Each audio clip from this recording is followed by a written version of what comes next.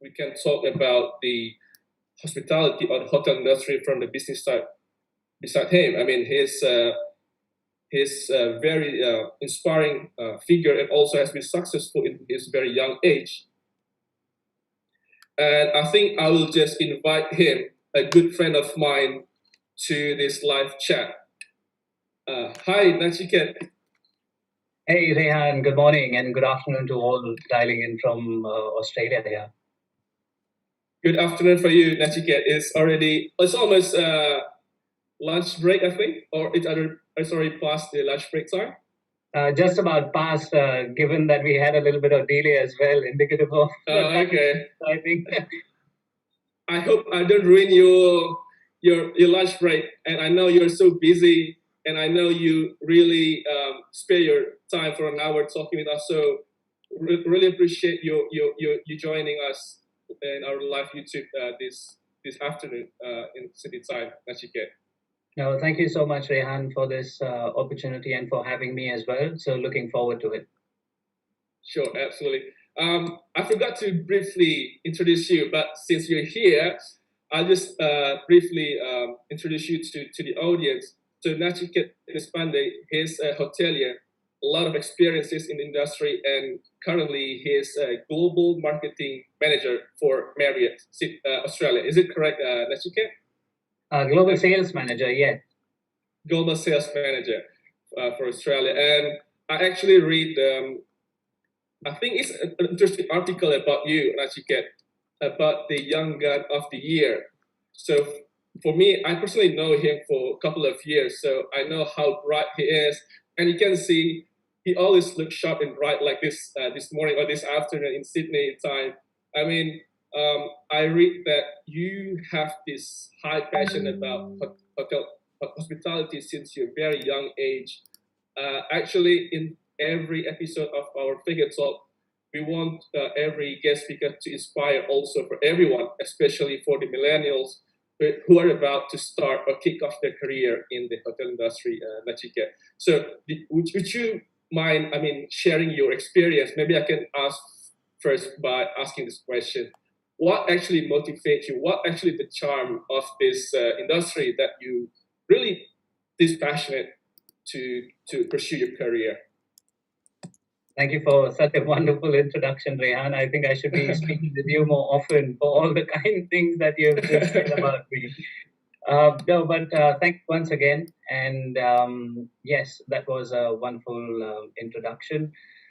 Look, for me, I was just, and that's a thought that I always keep thinking to myself, because I always grew up in a very small, developing city called Aurangabad.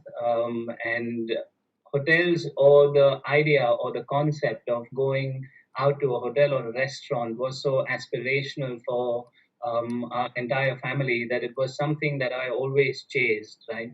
And it was something that always sparked that really innocent and innate curiosity that whenever you walk into a hotel, or at least I did, of course I had to be at my best behavior, because that was the only time when we would get, that was the incentive to go out of sorts. So whenever you walk in, or I walked in, I was just blown away by just the exuberance of a hotel, and how it all worked out. It always seemed so perfect, and it was just something that kind of tracked me in. And I was always wondering that, of course, all we see is all the bells and whistles on, everyone's doing their own thing, but there has to be something going on in the background for that experience to be delivered. And just exploring more and more is what got me into this industry. And that's what really kind of sparked that interest to be able to know and understand how it works out. So what I was always chasing was how to make or how to make my aspiration a reality. And that just happened through the various steps that I took to be where I am at the moment. And I also read that, like you just mentioned, I think you've been in every department of the hospitality. Uh, Is it? Well, not every. There are still some that I've always wanted to be part of. But like Okay. how it all probably started for most of us would have been, as part of your curriculum when you are undergoing your studies in this particular field, Yeah. becomes a mandatory aspect of internship. So that kind of was a really good starting point, and it was always one step up for me in terms of just sparking that interest to it becoming a somewhat reality, to actually being able to do all of those things by myself. So after my internship, I started training to become a professional in food and beverage, which is something that I always wanted to do. And that is something Yeah. that, always kind of pushed me. It was the energy, the not, like the really high paced working, that the whole department kind of encapsulates. That is something that really attracted me. That I ended up doing for a couple of years. And just as I Hmm. was supposed to, set my foot into that particular segment of our business, I got the opportunity to explore my, interest in sales and marketing.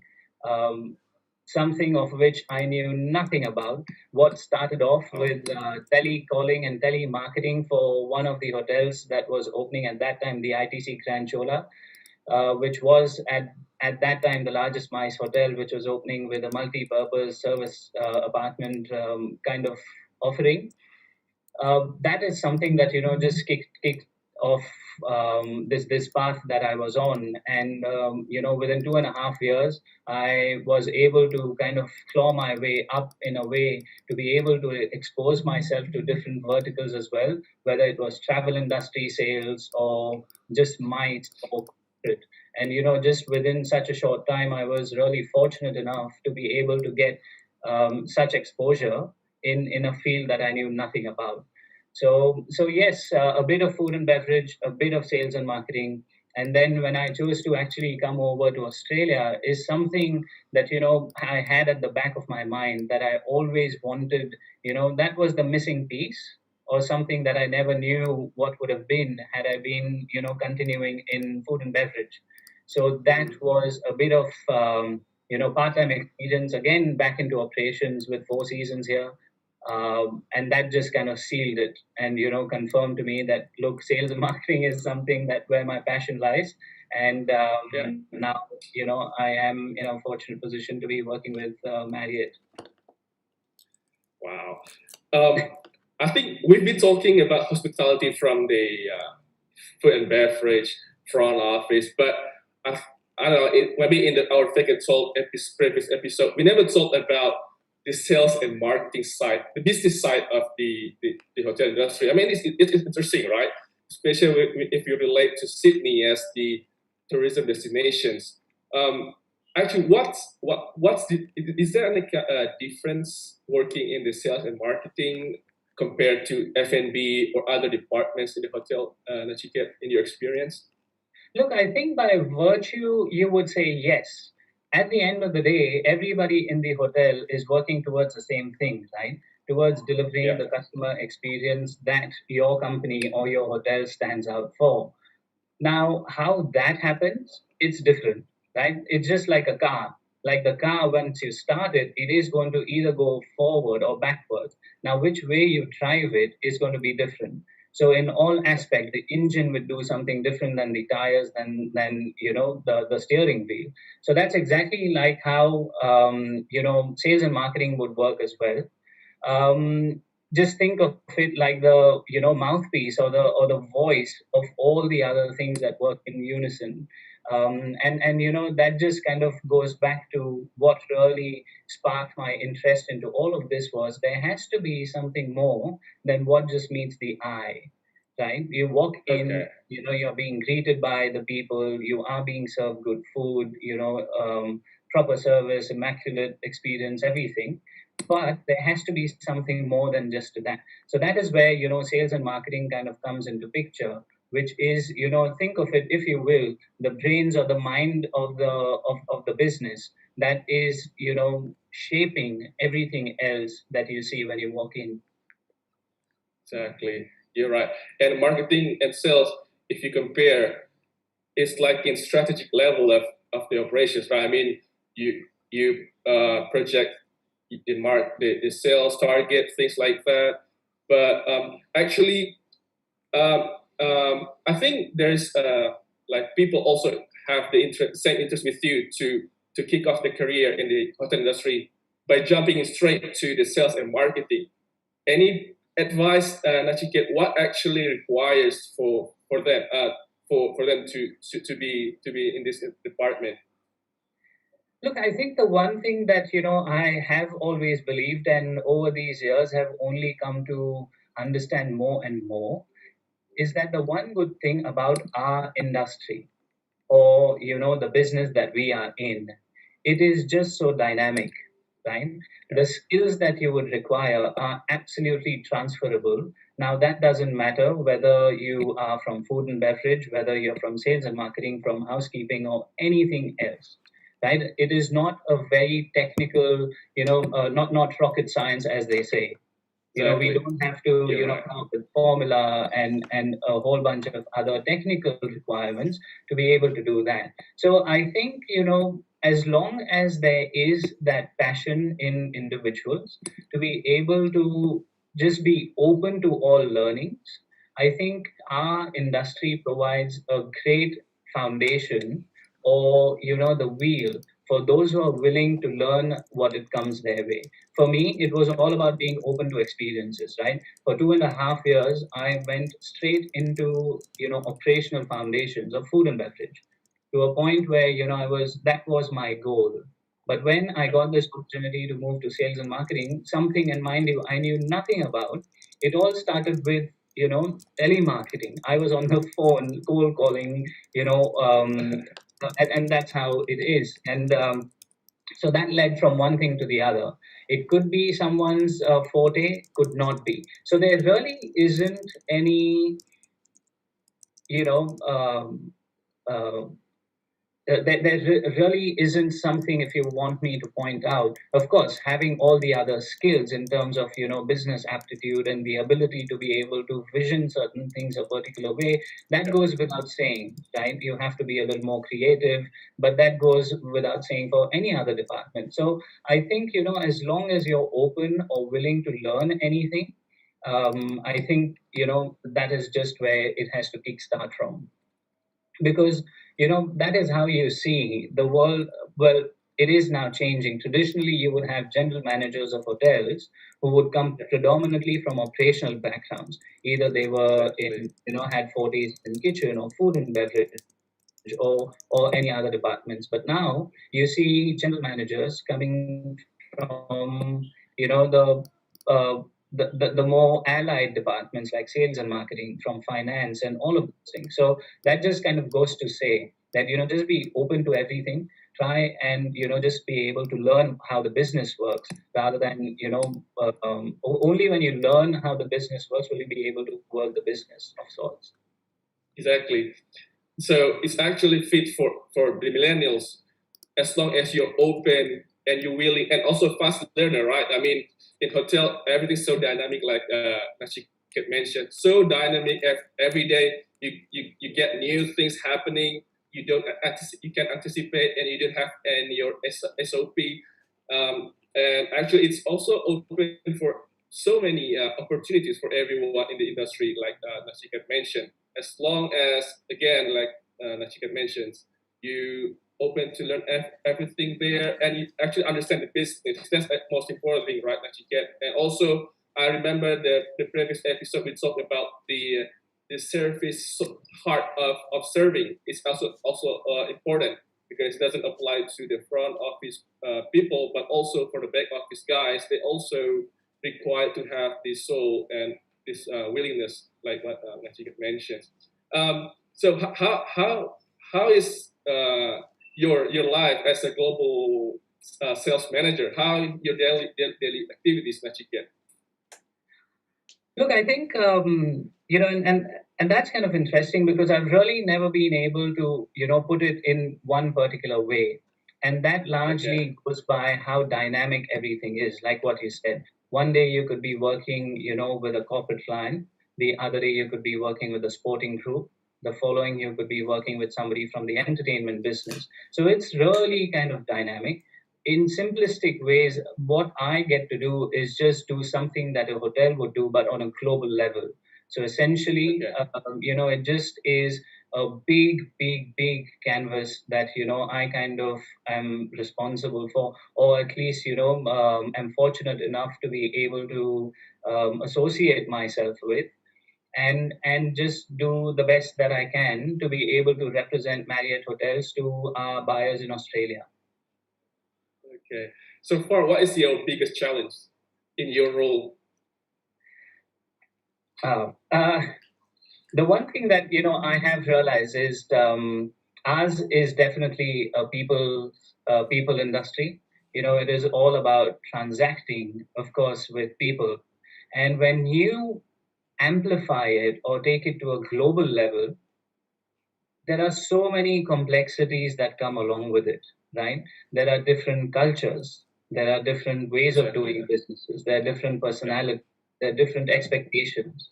So to be able to manage all of that in the most standardized way, or in the most equitable way, to simply say, the stakeholder management aspect of it can sometimes get a little challenging.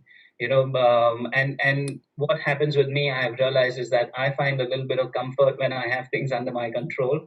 But when you're Okay. dealing with your counterparts across different regions and different countries, that control is, or the ability to have enough control is a little bit challenging. But I must say that the one thing that, of course, has kind of changed, and what we could all kind of take from it as well, is the minute you start being comfortable with not having too much control over something, there are many things that happen, right? One is that your trust into other people increases, right? And that's what I realized, is that having control was just meant that I wanted to be associated with it. But at the same time, when I kind of am comfortable without having too much control, my trust in the other person is increasing. At the same time, it slowly and very subconsciously kind of influences your management style as well, where you become more open, more collaborative in your approach as well.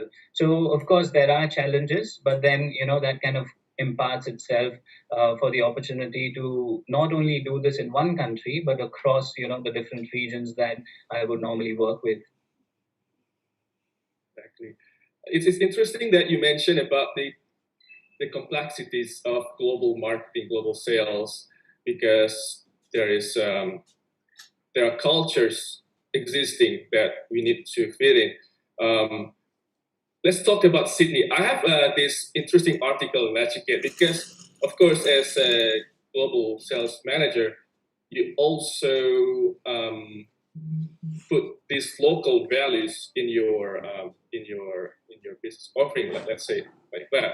I will mention about this statement. Actually, it mentioned about don't market uh, the hotel, but market the location. That's actually also the next topic we would like to discuss today. Um, and Sydney, I get this article, is actually included in top 5 worldwide destinations. And we are aware that also Sydney is a top destination for inbound travelers or tourists. Um, and it's interesting actually how Sydney built their brand as we call it as a term urban tourism. So how they sell the, the cultures, the people, and also the events. We know that Sydney has a lot of events, so interesting events every year, and many people, not only from various states in Australia, but also from overseas, just come for these particular events. Do you think, because you've been in sales and marketing, and I believe also in your daily business, you also put these local values in the business. How do you think Sydney actually make most of its locality for promoting the hospitality values, Nachiket? Wow, look, I think there are so many different points or aspects that you've touched upon, right? And I will try Yeah, and, at least share how I view it. Now, to put this into perspective, right? And let's use the current situation to the best that we know. We will get a perspective when we look at certain numbers. Now, when you look at hospitality as part of the tourism sector as a whole, for the year ending March 31st, in 2019, there were about 9 million arrivals, which contributed to yeah, about $44 billion in expenditure. Right? In 2020, that 9 million dropped to 8.8 million, but the expenditure dropped to $41 billion. So, negative 6%. And it is quite, surprising when well, at least till 31st March, that number is alarming because till about the year before, tourism was trending upwards, growing anywhere between 3 and 4% year on year. Now, in March alone, if we look at 1 month, so to say, there happened to be about 330,000 arrivals roughly every year. But March 2020, there were 2,000 arrivals. So, all of a sudden, and fast forward to June 2020, all arrivals had dropped by about 99%. So now, what is going to happen? And I kind of get your question as well, but I'm just trying to yeah. probably look forward as to how it might change. And Yes, when exactly. we look at this, from an economic standpoint, there is a vested interest either for the businesses or the government or the nation as a whole to be able to support marketing destinations, right? Yeah, And that's why you would want to continue to do that because it employs about 800,000 people indirectly, which is about 5% of the total national workforce. So there definitely is vested interest in there. In terms of marketing the destination, now you could almost assume that it is going to be a two-part approach, right? One is, of course, given the current situation, there is going to be health risk aspect of it, which you would have to manage that, followed by which you kind of get the consumer confidence up, and that translates into some sort of activity, whether social or economic. And since both of them are intertwined, one would influence the other. So once that is kind of aligned or addressed, I think all the other things would happen.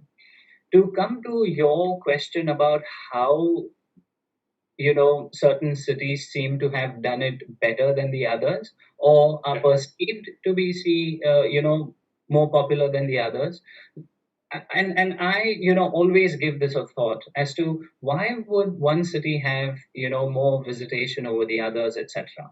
Now when we yeah. look at it, right, and it applies to all of us on a broad scale, I would understand that we travel broadly for two reasons. Yes, One you're right. could be the rational reason and the other would be emotional.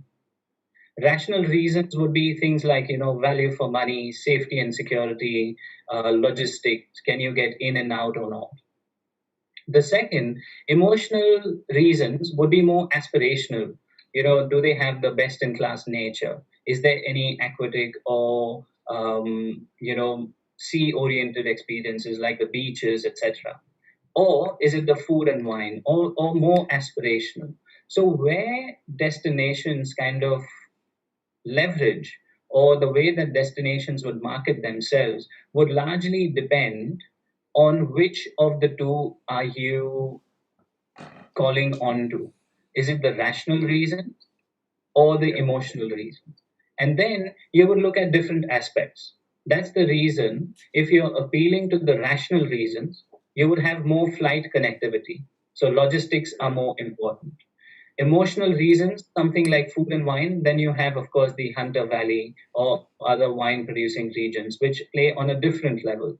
So, there will always be a distinction between how cities market themselves which largely remains, can be understood by which of the two reasons that you broadly want to call out to. Is it the rational or the emotional? Wow, that's absolutely right, Nachiket. It's quite not it's quite it's really different since the situations currently happening to the landscape, of course, to the business landscape, and also to the traveler or tourist habits, right? I mean, that's actually will become our attention that what can sorry what can what make tourists bring to Australia, because previously so many things there are no many handicaps, but now situations change, so it changed the business landscape as mentioned before. But actually, this the question that I believe many people, especially in Indonesia, uh, why should they still visit Australia post-COVID? What actually Australia still have to offer Yeah, in this new normal time? correct. And that's actually a good question. And yeah, I wish I had the best answer to give, right? But the way that you will look at it is, again, if we go back to managing the two aspects. One is Australia definitely seems to have done better than the rest when it comes to addressing the health risk aspect of managing the current situation, right? Over the weekend, we are actually coming out of the long weekend, and it was fantastic to see people out at the beach. The sun is shining, out with their families. The activity, life as we know, was coming back onto the streets. The restaurants were full, the bars were full. It was wonderful to see. Of course, everyone is being respectful of the current guidelines where they're supposed to maintain social distancing, etc. There are some cases where that happens. There are some where that needs to be enforced. So the health risk aspect of it seems to have been dealt, fairly well as compared to the other parts. Now, what that does is that automatically increases the confidence into, of course, travelers. And now we are at a point where you will start looking at aspects where you are speaking of travel bubbles, safe channels, safe cities, safe destinations, being branded. So you can count on and you would imagine that Australia would certainly be one of those. Followed by all Okay. of these things is something that kind of everything. Now we are at such a point where you would ultimately have to work towards boosting the consumer confidence, in my opinion. Now, how do you do that? Is all of these things: manage the health risk aspect of it, get the activity on the streets back up. And the reason why I say that is because there's been enough and many researches that have been done where it has been proven that there is pent up demand. There is enough demand for, of course, inbound, outbound, all sort of travel. Certain researchers indicate that about 58% people say that they will plan their next trip in the next 3 or 4 months, or anywhere between 3 and 6 months. So that demand is there. Now, how do you service that is something that's going to be critical. Now, why should you come to Australia? All of those reasons still are there. There is the rational reason, there is value for money, there is Yeah. connectivity, it is going to be safe and sound, and you definitely have enough and more emotional reasons, to the likes of the beaches that you have, the wine regions that you have, the iconic destinations that you have, and things like that. So I think it will only be about time when this can be done. And it will just start all falling into place, I believe. So, like Nachiket mentioned, Australia is still there, so you don't have to worry. Um, Actually, it will be so. It'll be so long, interesting discussion. But since we only have limited time for this talk. Really, Nachi, I really enjoy this discussion. We never really talked about marketing side, the business side of hotels, but since the time also limit our discussion, but I believe everyone listening have enjoyed so much your points. They learned so many things. First of all, from your individual achievements. So for those for the young hoteliers who's about to kick off their career, you can actually learn so many things from what Nachiket have been through, and finally, in his very young age, he's already in this position as a global sales manager. It's not easy, but it's possible. Like Nachiket mentioned, I want to conclude several points that really interesting and really inspiring. That to be a hotelier, it doesn't care about your age. You can succeed in very young age. Look at Nachiket example. As long as you are have this passion for hospitality and also open for learning many things, because that's actually the advantage of being this industry. You learn so many things, so many roles, and so many things actually happening not on your expected, but you know how to deal with it. And also one thing about Sydney is still there, Australia is still there, as Ashik mentions. It just seems different in some technical things about the new normal procedures. So of course, you are still got that opportunity to visit Australia soon, of course, because I think Australia is still closed the border. I'm not sure that you get, but of course, there's so many things you can enjoy in Australia.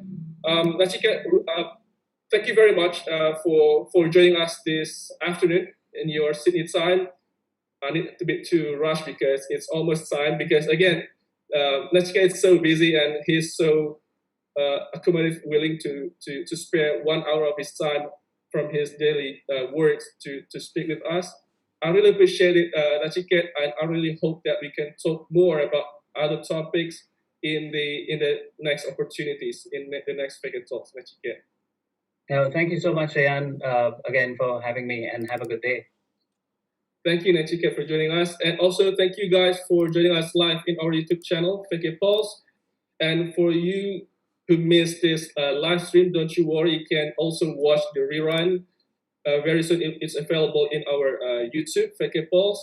And also thank you for you guys that also already dropped your comments. And also we actually got this topic discussing with Nachiket from one of our followers. Thank you guys for dropping the new topic that we can discuss also in the next Figure Talk.